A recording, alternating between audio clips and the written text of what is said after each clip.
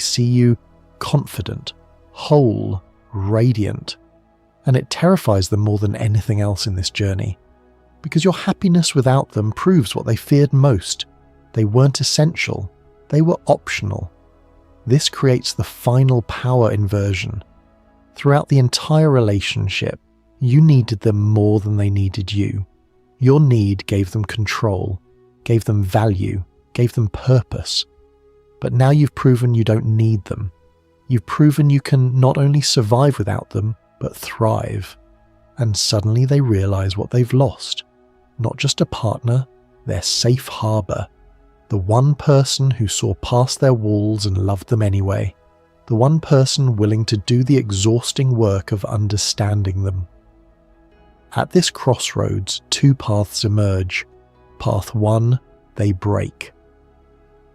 The pain of losing you becomes greater than the fear of vulnerability, and they come back with genuine accountability.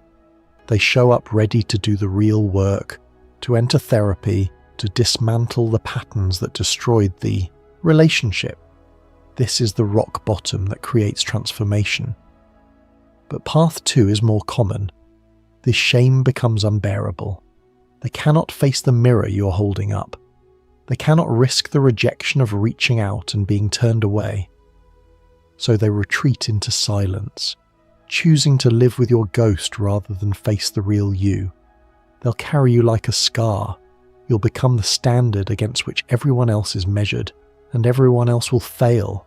They'll watch you from the shadows, loving you in silence, regretting in silence, paralyzed by the very fear that destroyed the relationship in the first place. It's a tragedy, but it's not your tragedy anymore. Here's what I need you to understand. Whether they come back or whether they suffer in silence, whether they transform or whether they repeat the pattern with someone new, none of that determines your worth. You simply recognize that you cannot heal someone who refuses to acknowledge they're wounded. You cannot build a home with someone who's terrified of shelter. The 7 stages we just walked through, they're not about you winning or losing. They're simply the natural consequence of emotional physics. When you stop chasing, the runner has to face why they're running. Your only job now is to keep walking forward, to build a life so full of purpose and joy and authentic connection that by the time they realize what they lost, you've already found something better, yourself. This is where the real healing happens, not in their collapse, but in your rise,